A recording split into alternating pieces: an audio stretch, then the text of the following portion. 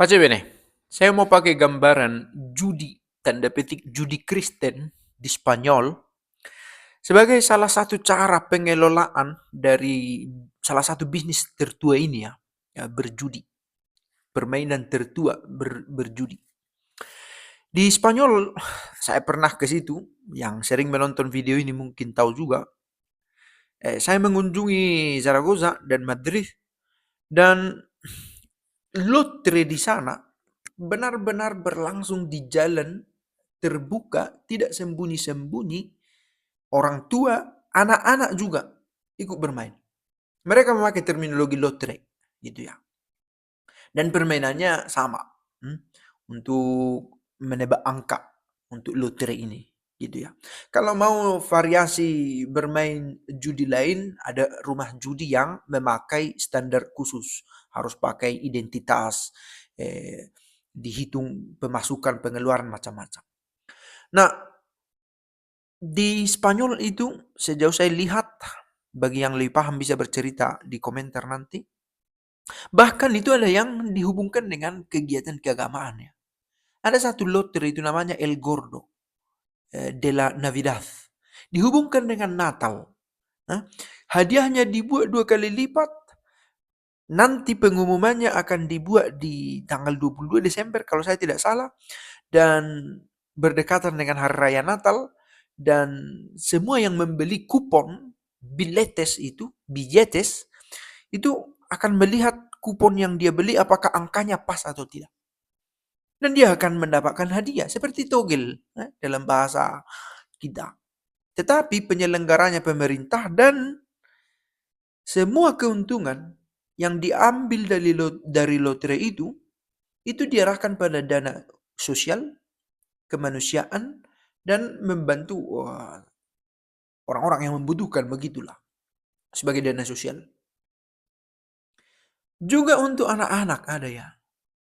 El Gordo de la Navidad del Infantil. Untuk anak-anak. Dan hadiahnya bermacam-macam. Oke. Nah, apa yang terjadi rupanya di tempat kita? Kita malu-malu mengakui dan hipokrisi yang demikian tinggi. Sudah kita pakai wajah keagamaan dengan berkata, oh haram ini. Tapi ada, dimainkan. Siapa pemainnya di antara kita juga? Saya sebutlah di antara kita supaya merakyat bahasa ini. Di antara kita, dalam nominal yang kecil, ada nominal yang lebih besar.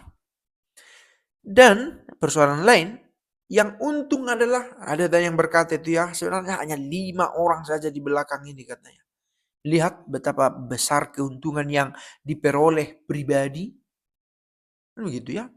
Nah, pemerintah harus mengambil alih ini. Daripada terus berkata, oh haram-haram, tetapi pada kenyataannya ada orang tetap bermain, dan penegak hukum tidak selalu bisa bicara dengan lugas, dengan lantang untuk meniadakan ini.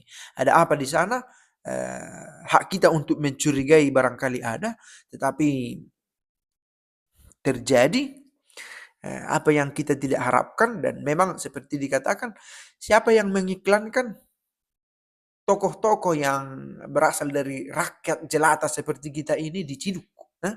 Tapi orang-orang populer yang seleber, yang terkenal, itu seperti susah. Oh, didalami dulu kasusnya. Oh, ternyata karena ketidaktahuan. Toh juga orang kecil itu tidak tahu juga itu soal bisnis, soal judi yang merugikan banyak orang, bla bla bla, soal teori tentang judi. Dia tidak tahu. Yang dia tahu adalah kalau dia mengiklankan ini, dia dapat untung, dia dapat profit, dibayar. Jadi pelan-pelan saya pikir hipokrisi ini, ya kemunafikan ini bisa dikurangi bila dibuat dalam sistem yang benar, gitu ya. Pemerintah mengambil alih lotre. Nanti kalau dikatakan oh lotre itu haram, haram tidak haram terjadi. Menuntut korban. Banyak yang mencelakai dirinya gara-gara terjerat hutang, atau rugi besar, atau terjual semua hartanya. gara-gara ini. Nah, kalau penyelesaiannya hanya melulu tindakan kuratif, menangkap mereka yang memproklamasikan, yang mengiklankan apa namanya, yang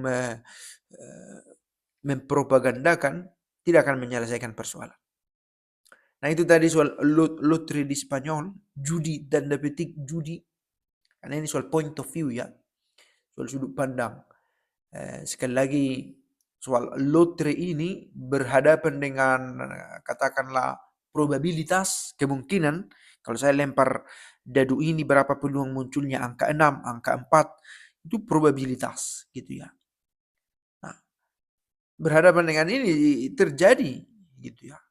Permainan macam ini ada. Nah, maka pemerintah bagus mengambil justru ini peluang supaya dia bisa merawat rakyatnya, jangan dimanfaatkan oleh orang-orang yang secara rakus mengambil keuntungan, begitu ya. Cok.